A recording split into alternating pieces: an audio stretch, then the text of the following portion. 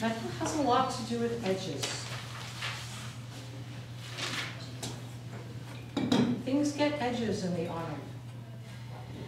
It's clear where the edge is in the autumn.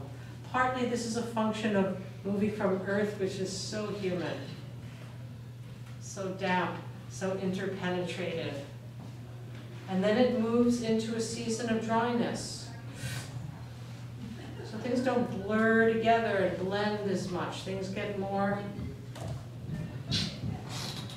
separate in their distinct identity. Trees, the bark thickens. Plants have to harden off. As the cold comes, as the dryness comes, everything must interiorize and become distinctly itself in order to survive. Autumn is also the time of distinction and separation and edges forming in terms of the Chinese custom of beheading criminals in the autumn. Right? In the autumn you butcher animals because instead of feeding them through the winter, you eat them through the winter. You also have all the harvest in and you know how much food there is to feed the village. And then the decision is made, how many people who are in the jails right now can we feed and also be able to feed the children? And if the answer is not many, this is when the criminals are beheaded. It's not angry, it's not judgmental, it's judicious. This is what we need to do. You understand this? It's a particular attitude that is part of what love looks like in metal. Severity. A kind of severity not for the sake of severity, but a severity that has experienced abundance and knows what mercy is, and now sees that winter is coming.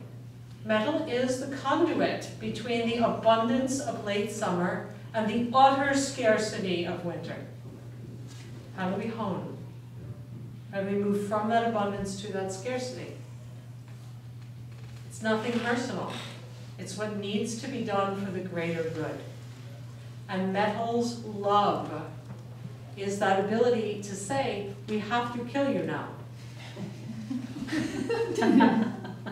Right? It's the executioner. The lung is the Supreme Court, the colon is the executioner. To be a good butcher, to be a good executioner, is to do this from an impartial space that says, for the greater good, there goes the goat. Or for the greater good, there goes the axe murderer. So that we have enough food to feed the people. It's a very important thing not to be in denial of. I think about it a lot in all the healthcare debates.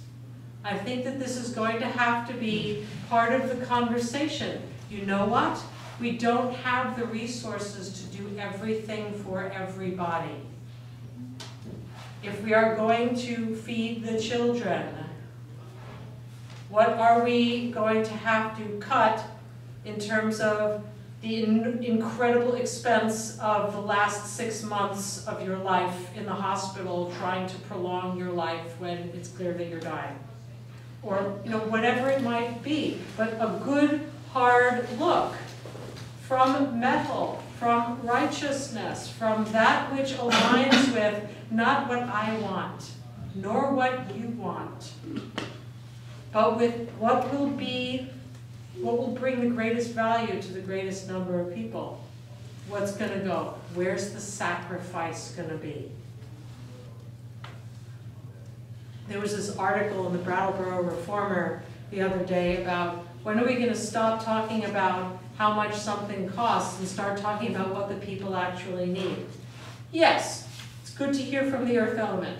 And what the people need is more than we can necessarily afford. Somebody's going to take the hit. Who's it going to be? And metal is the ability, the virtue of metal, the transformation of grief to righteousness, is that ability to say, okay, build a bypass through my farm. Not because I don't love my farm, but because I love my farm so much that I understand that my losing the farm will allow all these other farmers in the neighborhood to be able to continue. It's best for the community. I see that. My allegiance is to a good higher than my personal preference.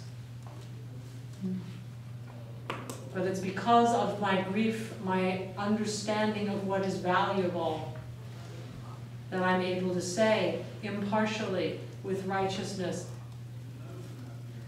the greater good is more important. So this is a kind of love that I think we need in the healthcare discussions, that we often need in community discussions, attendant upon, yes, First Earth comes along and says, I care about you. I care about your needs. You care about my needs. We all care about each other's needs. Okay, winter's coming. What can we fulfill and what can't we fulfill? And where will the sacrifices be?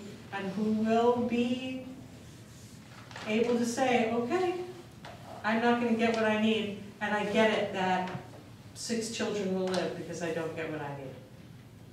It's severe, this love, the giving and the receiving of it. So this is what I mean about those edges there.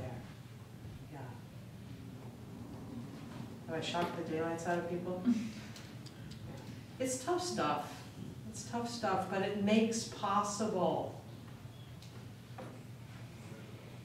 the going into deep power and the renewal of life. There must be a honing and a clarity